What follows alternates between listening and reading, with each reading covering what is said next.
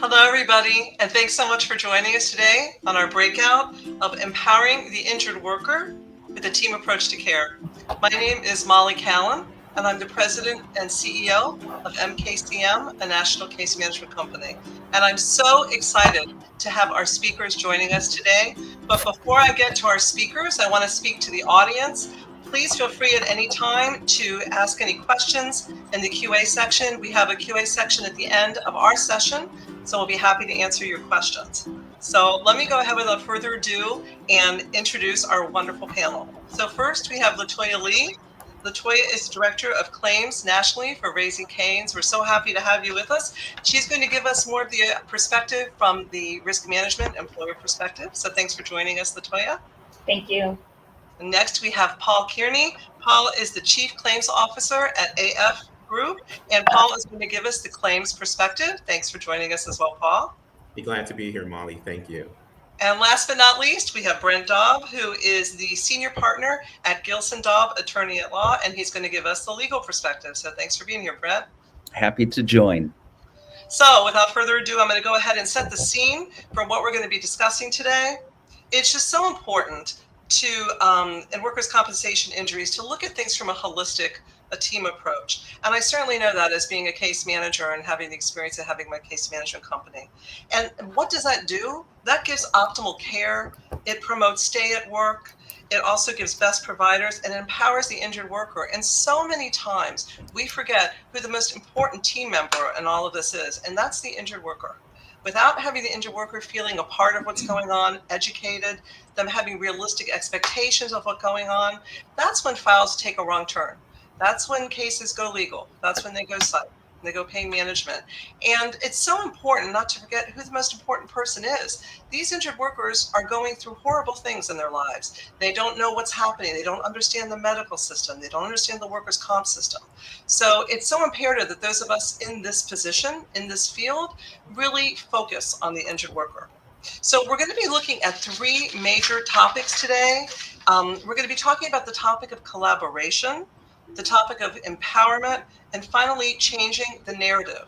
So what we're going to do is each one of these topics, we're going to go to Latoya first, then Paul, and then Brent. And then after each person speaks briefly, then we'll have the panel open it up for a group discussion. So Latoya, I'm going to start with you first. We're talking about collaboration.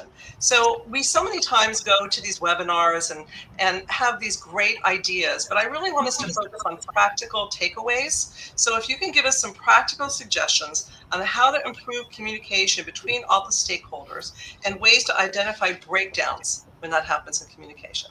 Sure. I just want to make sure you guys can hear me. Can everyone hear me okay? Yeah. Fantastic. Yeah. The first strategy that I like to use is who's on first? What's the play for the game? We need to figure out who's doing what, who the key players are, and how we develop a strategy early on that's effective, that's paying attention to the injured crew member and bringing in the appropriate parties at the appropriate time. Really just what's the game plan? What's the defense? What's the offense? What are we doing? Who's on first? Who's on second? Who's on third?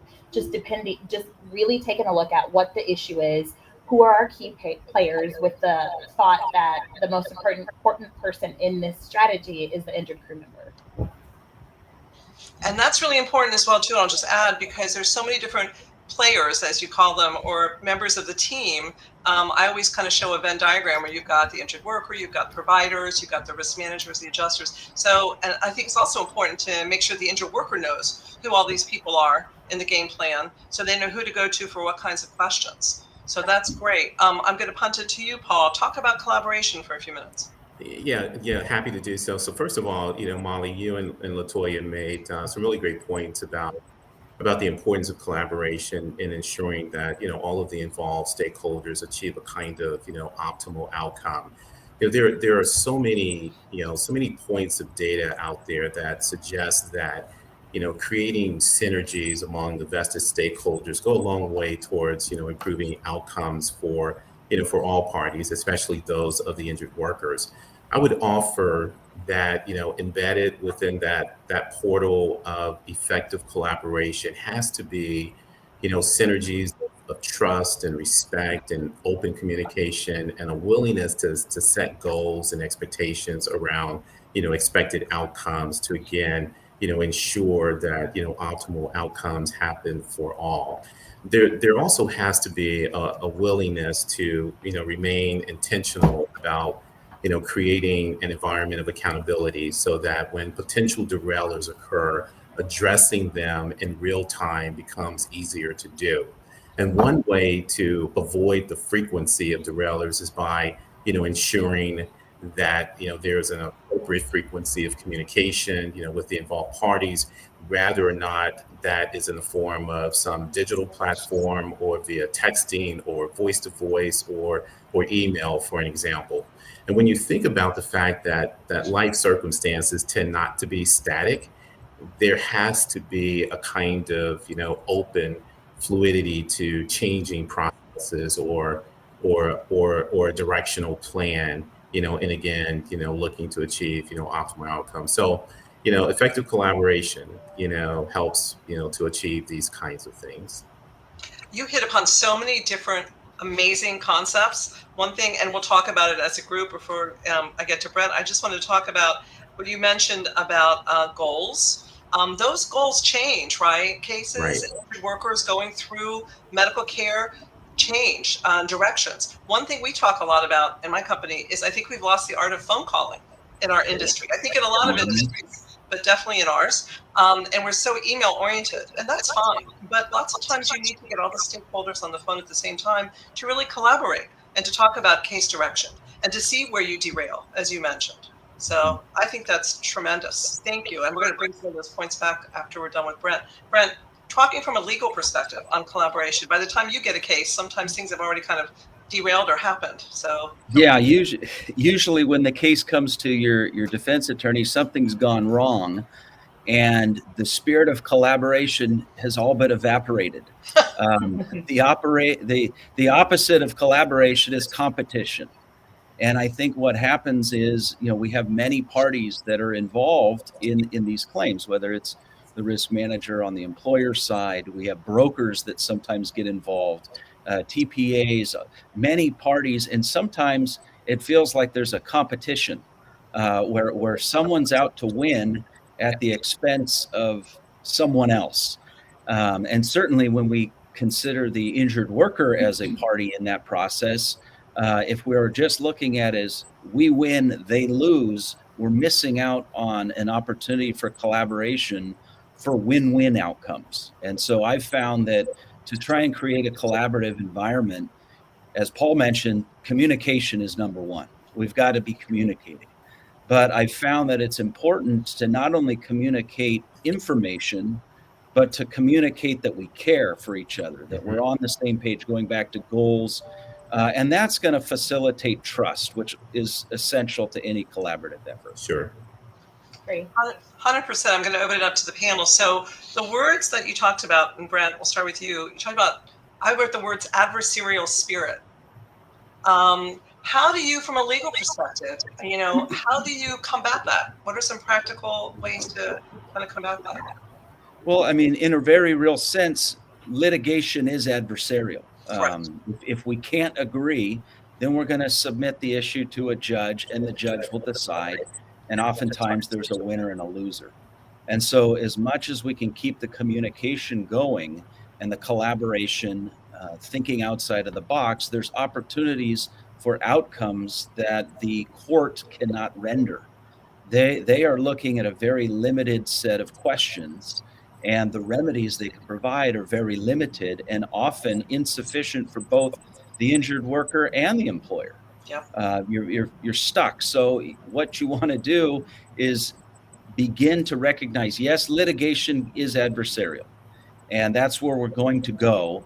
But if we can avoid that by looking at some collaborative outcomes and really begin to see the bigger picture, it's more than just this one case. It's more than the check that we have to write. This is a human being with a family, but it's also a worker. And in today's environment, labor is huge value. And so this is someone who's, been with the company that would possibly like to return. Those are the issues that you have to keep in mind to keep it from becoming just a win-lose scenario.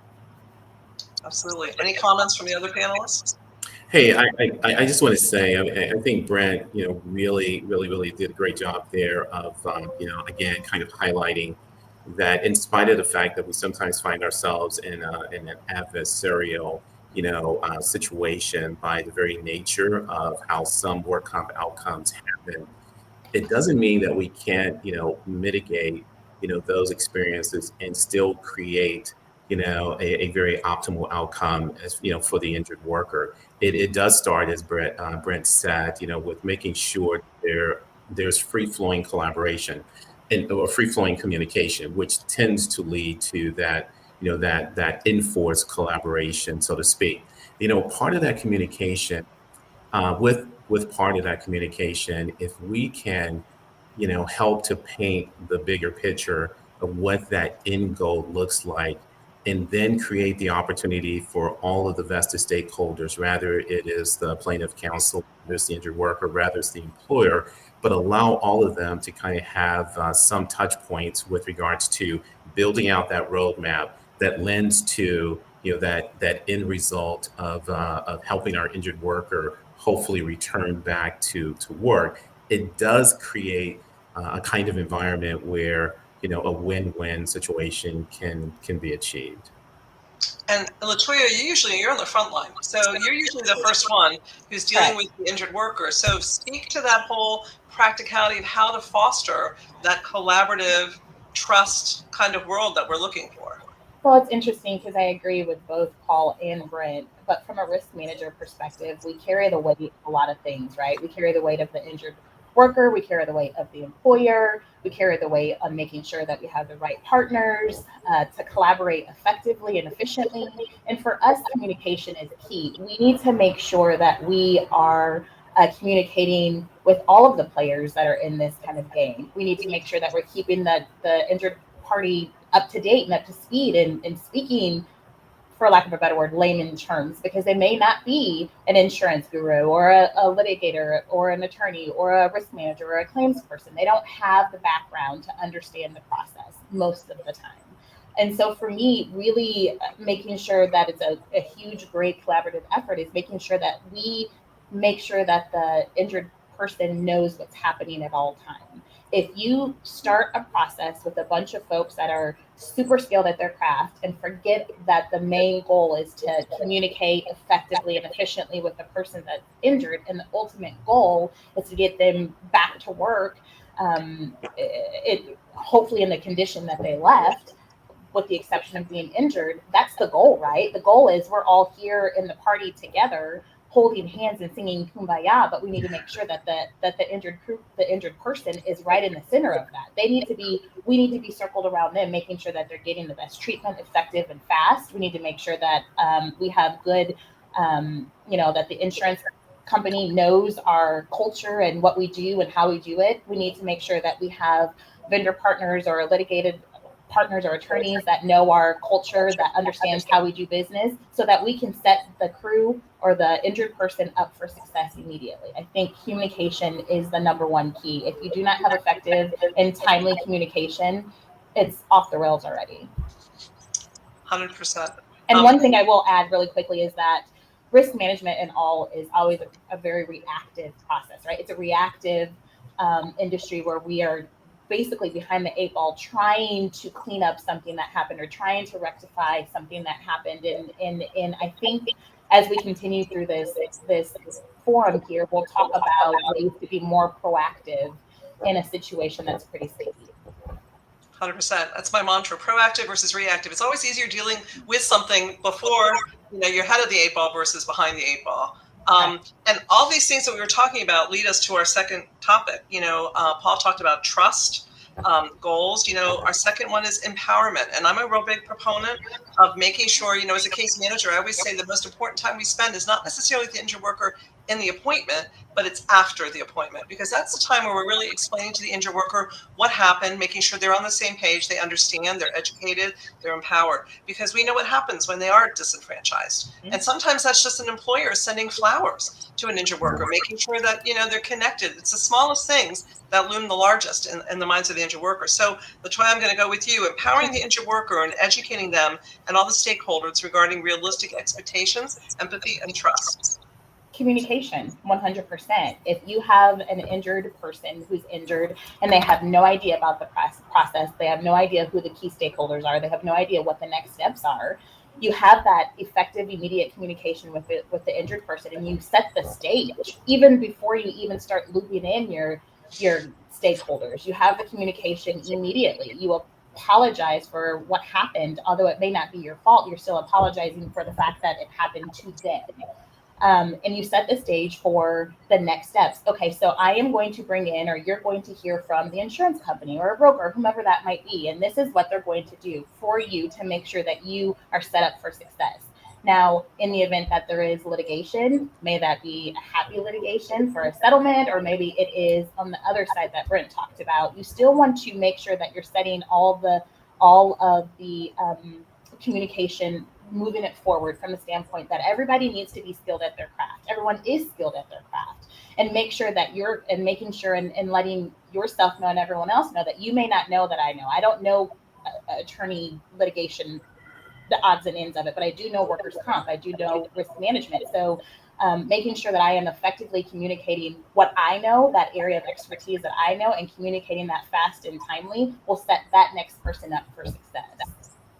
Yeah, and when I picked up from you, you said a couple things valuable. One was preparing the injured worker. Again, they don't know the system. They don't know what's going to happen. They don't know who these people are. So even just telling them, okay, you might get a call from so-and-so, and this is what they're going to be talking to you about. This is their role in your whole, rehab program. So I think that's very important. The second thing that you mentioned is when you said apologizing or sorry what's happening to them is empathy. Right. I mean, I think that some people in our business just get very jaded, and it's understandable. And that Mark Pugh talked about this in his breakout today about, everybody thinks that injured workers are malingerers. It's really was it less than 10%? But, to look for fresh eyes at each injured worker and each situation that happened and try to learn from it, and to feel empathy towards them, put yourself in their shoes. I know when we deal with catastrophic cases, these people are losing their livelihood. They don't know what's going on, their families. So it's so important for us to give that support as well. And that's what I kind of took from what you were discussing just now too. Paul, do you want to speak about empowerment from your perspective? Yeah, sure. Thanks, Molly. A few months ago, I read a rather interesting article published by the SHRM organization that spoke to the importance of empowerment during periods of time when things are not going so well or as planned by individuals who sense that they cannot control their outcome or their fate. The article, highlighted, the importance of providing real points of engagement, with these individuals as a way of helping them to feel a sense of control for their roadmap to recovery. It also noted that, engagement began with, getting to understand the idiosyncrasies of individuals and understanding, what makes them tick, what motivates them. For this then kind of creates a real opportunity to help, these individuals buy into the idea of, mapping out a plan of action for them to achieve, various points of, resolution along their, journey towards recovery. This also means from an empathetic perspective, and we talked about the importance of empathy, but from an empathetic perspective, we want to make sure, that the injured worker has a say in how his or her treatment plans, will go, and have a clear understanding of the process around the journey of recovery, and making sure that the lines of communication remain fluid for them. Doing all of these things will not necessarily, guarantee that, that a sudden spirit of alacrity will suddenly overcome everyone, but doing these things, may infuse that injured worker with a sense of empowerment.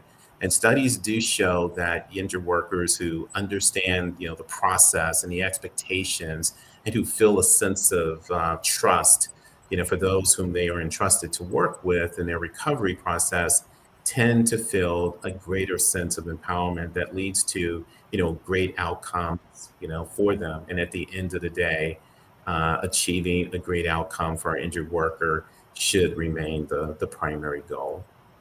Yeah, very well said. And what I took from what you said, Paul, is plan of action. And what I noticed as a case manager is so many times these injured workers don't know what their role is in that plan of action. Right. They're used to having people tell them what's going on, what's going to happen, what their medical care is going to be, what medications they're going to take, how much therapy they're going to have. They don't really quite understand what their role is in all of that.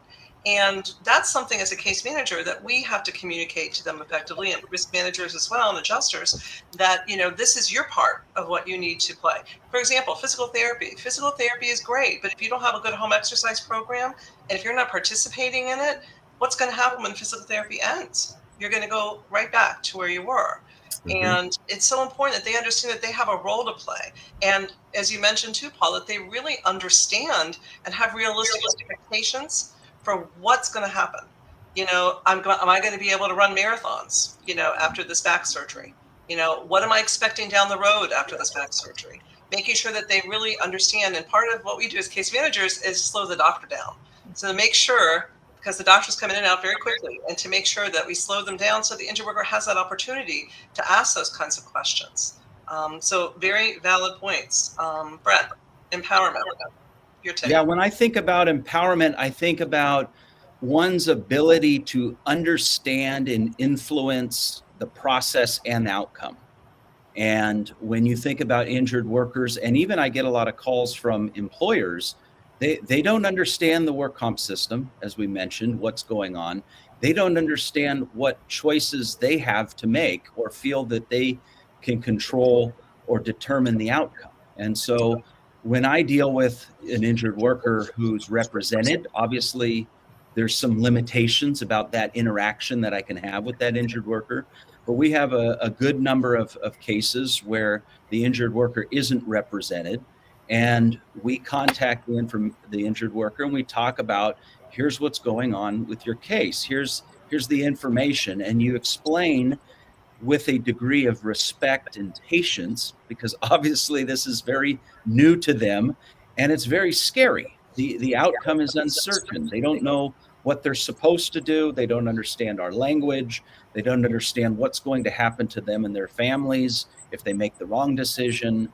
They're in pain, maybe they're on medications. And so to provide that information and then to listen, hear what they understand, what they don't understand, and then try and explain, these are the options that you have. And this is what's going to happen. Obviously, we have a limited role as a defense attorney with an unrepresented injured worker. I can't give legal advice, but we can explain where they're at in the process, what their choices are. And when someone feels empowered, they're going to trust. They're going to make better decisions for themselves. And then again, it comes back to, there's a better likelihood we're going to get a win-win outcome if they understand what's happening. 100%. Great. Hannah, want to jump in? Any comments from Paul or LaToya on any of this? No, I agree 100%. I agree 100%. I don't really have anything else to add. I just agree. Okay. Yeah, well said. We've been a part of this industry for a long time, and I think as the industry has evolved, so has our understanding of what it means to affect outcomes. There may have been a time back in the day for some of us when our primary focus was really on numerical outcomes. Let's not pretend that was not the case. But I think we've matured from an industry perspective. We've matured from a professional perspective, and understanding that effecting great outcomes for that injured worker can certainly benefit our industry, can benefit our company, obviously, and its bottom line. And starting with, as we talked about, collaboration and understanding the importance of empowerment are but two of those methodologies for ensuring that all of the vested stakeholders that are a part of the process, kind of achieve, healthy outcomes. Keeping in mind, and as I think LaToya noted earlier, with keeping in mind and keeping that central focus on that injured worker, can never fail to do that. That's right. And all of this, in my mind, I talk a lot about social determinants of health, SDH. That's looking at the injured worker holistically. And that's kind of what we're all kind of talking about, is taking into account that everybody is not the same. Everybody has different cultural backgrounds, educational levels, needs, pain tolerances, understandings. And you have to look at the complete picture of the injured worker, their socioeconomic situation, before you make any kinds of judgments. I think you're right, Paul. I think I've been in the industry a while too. And it was all kind of about closing claims and return to work. Everything has kind of shifted now, as it should. We should be looking at things holistically, because once you look at things holistically, you are going to naturally get better outcomes. Sure. Like I said, it's going to be a win-win situation for sure. The last point I want to bring up is changing the narrative. Focus should not be, as I mentioned, on closing claims, but how to provide the best and timely care while ensuring communication between all parties. So, Latoya, changing the narrative. Sure.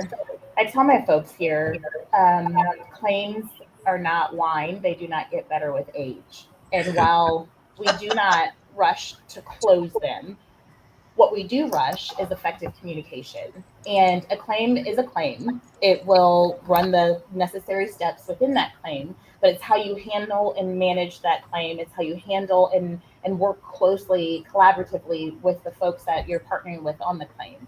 For me, it's very simple. Communication. That's a theme for me. If you haven't noticed, I've said communication about 15 times in the short 26 minutes we've been speaking, because it really can make a good claim with a win-win outcome despite litigation at the end, or it can really derail a claim, and then you're wondering how you got from a $25,000 claim to a $500,000 claim. It really is very simple. If you look at not closing it because you are wanting to close your claim fast, you look at keeping the injured person front of mind. They are your top priority. You are a craft at what your skill level is. You're a craft at that. They may not know that. So you figure out how to communicate that the best you can, along with interactive communication with your colleagues that are handling the claim with you. Yeah. Changing the narrative, Paul? Yeah, so changing the narrative is it's a really good topic. Most work comp carriers do rely on KPIs or key performance indicators to help them understand how they are performing against industry standards and best practices, and to help them to better understand how their efforts are impacting such financial indicators as CLR, or combined loss ratio, or ROI, or even return on equity. And this would include measuring things like contact times, reserving accuracies, and and timeliness of payment, and even lag time, for example. And I do not imagine that that this will change anytime soon. At the same time, many carriers also, use data and analytics and survey tools and predictive modeling tools to better understand how their efforts are impacting the customer experience for, their various stakeholders. Understanding how to best effect a positive customer experience oftentimes, leads to the kind of, optimal, outcomes that benefits the injured worker and the other associated stakeholders as well. As I noted earlier, helping injured workers to understand what to expect from the work comp process, and to know how we intend to help them with managing their medicals and ultimately returning them to work, benefits everybody, and tends to favorably impact the bottom line for everyone as well. Yeah. Very much so. And it's interesting, though, how do you balance, I'm sorry, I see a little bit of echo. How do you balance the data end of what we do with the emotional, holistic perspective of what we do? Because there's always going to be accountability in all our fields, and everybody's all about ROI, return on investment. So how do you balance that? I mean, there's some things that you can measure and some things you can't. So how does that work? Is that it? Okay, I think I lost you, Molly. Are you still there? Can you hear me now? Okay, you broke it. I'm sorry, but you kind of. No problem. So the question is, can you hear me okay? I can hear you now, yes. Yeah. So the question is, you talked about the emphasis on data, KPI, ROI, and all our industries all of us, we all have accountability with regards to those issues. So how do you balance that when looking at things holistically and looking at things more emotionally with things that you can't necessarily measure? So how is that going to balance in our field? Yeah, so that's a really that's a that okay. So Molly, forgive me if I'm talking over you. There's a delay here, so I apologize for that. But I think I received the gist of your question. You know, I I think sometimes we find ourselves at one end of the spectrum. Either we are looking to qualitatively understand what we need to do in order to affect a certain outcome, or we are simply looking at the quality piece and trying to project what an outcome might look like. With most things in life, it's really about understanding, intellectually, that there has to be a balance between those 2 points. And how do we come to understand what that balance is? That balance comes from, understanding, again, the idiosyncrasies and the expected outcome of the vested stakeholders.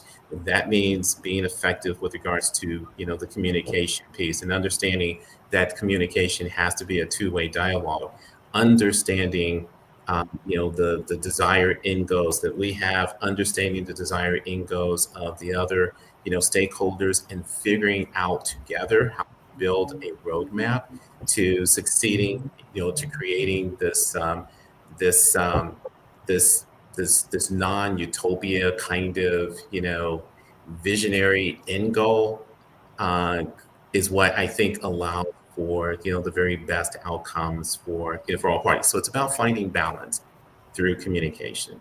I agree 100%. Brent, you want to weigh in on changing the narrative? Yeah, I think our industry is naturally very dependent on metrics, on numbers, on costs, on time, and they're important, and those will always be a part of our industry. But I think that can be very flat because it's one dimensional. It tells an important part of the story, but not all of the story. And I think we have to recognize, the big picture, that numbers are important. It's how we distinguish maybe ourselves from our competitors. It's how we judge whether or not we're making progress or performance. But it's not the only thing. And so I think that we need to look at a three-dimensional approach and in factor these other things that we've been considering to determine, how do we measure a win? How do we know that that was a good outcome? Are we just looking at time? Are we just looking at costs? Or are there other factors? And I think the other component to look at is kind of overcoming the fixed pie way of thinking, that there's this one pie and I want to get all of it or the majority of it. And in order to do that, that means someone else has to get less. I think when we begin to look at the bigger opportunities for the win-win that we've been talking about, we recognize that maybe we can create a bigger pie, or maybe we can create something better than just the pie. Maybe there's something else. And I think all of us, no matter our roles, we get to have an influence on the outcome. We get to determine what the definition of a win is by these types of conferences and this dialogue. I agree. And we really focusing on all the positives and where we see our industry moving, or where we all want to see our industry move to. And I want to kind of go the opposite direction, ask you all a question, each one of you. Where have we failed as an industry in this team approach, and how can we correct it? So we've kind of circled around this issue, but Latoya, do you want to go first? How have we failed as an industry? I think we've been lone man in the boat syndrome. I'm a craft at risk management and I know workers' comp, so I'm just going to, strategize and put all of my efforts and ideas first ahead of everyone. And then I will tell those people, those partners, whomever it might be, what I need from them, instead of collaborating, instead of being, the expert at your craft, but knowing that the folks that you brought in to collaborate on this one particular claim are also experts at their craft, and they might have a different kind of headspace on, what you're talking about or where you're going, and different ideas from what they've seen. I think being, not being open to suggestions or ideas because they are not a risk manager. Maybe they're an attorney, maybe they are the insurer. I think that's one of our failures. Yeah. Open communication and being willing to hear other ideas and collaborate. Back to collaboration. Paul, where do you think we failed as an industry? Yeah, that's a really great question, Molly. And one of the things that I mentioned a few minutes ago that that I think time has allowed those of us in this industry to evolve. And one of the ways that I think we've evolved is understanding that where we might be competitors, still an opportunity for us to, from a company to company perspective. And sometimes this happens organically when there are conferences like this, where individuals from other companies come together and in a spirit of collaboration, in a spirit of trying to understand how some carriers, for example, are doing things that perhaps are a little bit better than what others are doing. And in understanding that, we don't have to necessarily be first on the block, with regards to coming up with ideas and matters of ideation and matters of innovation to make a difference, in our industry, and certainly for our group of policyholders and injured workers as well. Sometimes it's okay, to follow. Sometimes it's okay to not steal the ideas of others, but to admire and acquire, the ideas of others as a way of, again, creating a value proposition for all of work comp. And so I think where we failed in the past is not recognizing that there's that opportunity for us to collaborate, even as competitors, to affect a great outcome for injured workers. Yeah, I mean, we talked about collaboration with regards to the partners on a claim, but also collaboration with the people that are working, the partners, the vendors, or the other partners that you have. And I always talk about how there's enough business out there for all of us. And also that you don't have to reinvent the wheel. It's kind of like what you were talking about. Best practices, right? If somebody has come up with an idea and it's great, share it. It helps everybody in the long run. So totally agree with what you said. Brett, where have we failed as an industry? I think one of our biggest criticisms is that we dehumanize people. That we're so focused on the numbers and things that we forget the people involved. And I'm not just talking about the injured workers. I think, yes, some of them get dehumanized, but I think the people in the process, the people handling claims, the people involved in our system get dehumanized by the numbers, because what gets celebrated? The numbers are what gets celebrated, and certainly they're important, as that keeps us in business. But do we celebrate impact? Do we celebrate a successful outcome? I don't see a lot of that. And I think that might also be one of the reasons we've had a tough time attracting younger generations into this industry. Yeah. It doesn't, we're not presenting it as a fulfilling career if we dehumanize our role in it, that we're actually making an impact in lives, in not just injured workers, but business owners and people throughout the process. Everyone that we interact with, we have an opportunity to impact them positively, to change their day, to be a positive source of life in this industry. And I think we can focus on that. And I think if we can emphasize those things and celebrate those impacts, I think we might have a better time attracting the next generation into our industry, into this fulfilling career. You hit upon some really amazing points, and I talk about a lot too. When I speak in front of people, the first thing I do is thank them, especially their risk managers, adjusters, whatever, because we do make an impact. And I think we lose sight of that. People become claims. People become numbers. We kind of forget that there's human, the dehumanizing sometimes that happens in our industry. And I'm always making a point to thank the people that are working in the industry, because we do make an impact on life. I love what you said was celebrating impact. And then the other issue that I really resonated with me was about retaining and attracting people to our industry. Not just attracting them, but retaining them, which is really important, because we have people who come into the industry and then they see some of this negativity or the emphasis on the negative stuff we talked about, and they leave. So three of you, how can we improve that? How can we improve retaining and attracting people in our industry? Because clearly nobody graduates high school and says, I'm going into workers' comp. Very few people. We all kind of get in the back door. So what's your take on that, retaining and attracting people?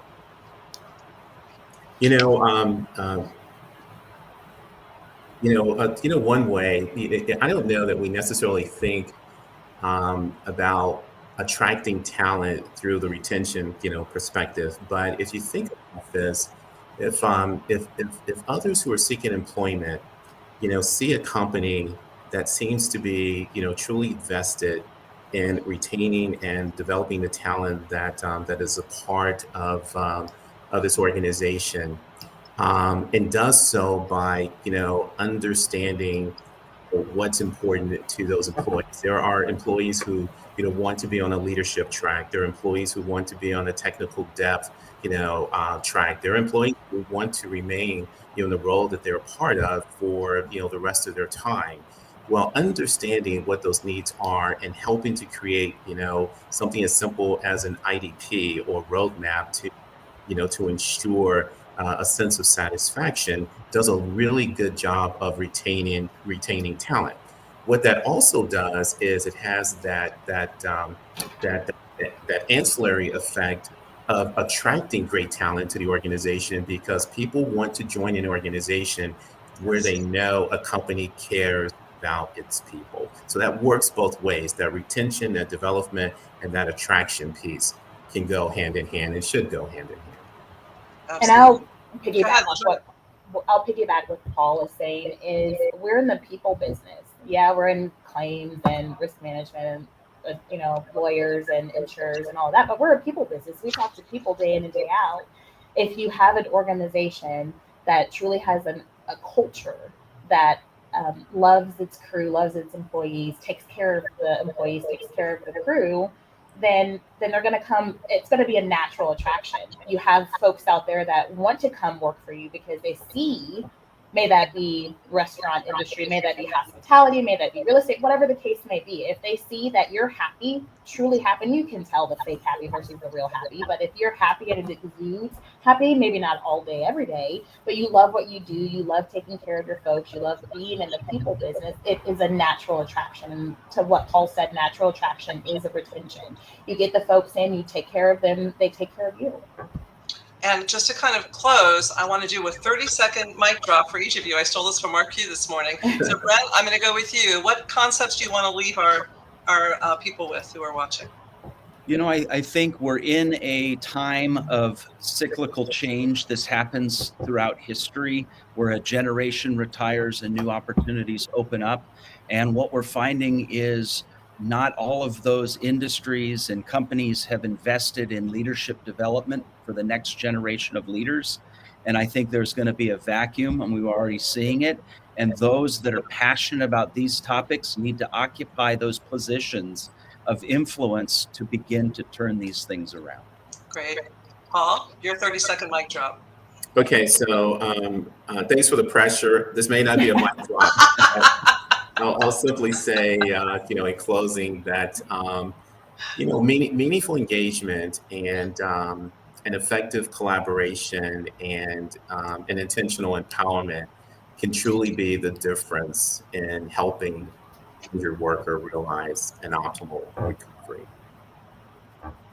LaToya? Take care of your crew. Take care of your crew. Take care of your crew. Open lines of communication. Keep them involved. They will be invested. You invest in them, they will invest in you. I'm in total agreement. We've had some amazing comments from people.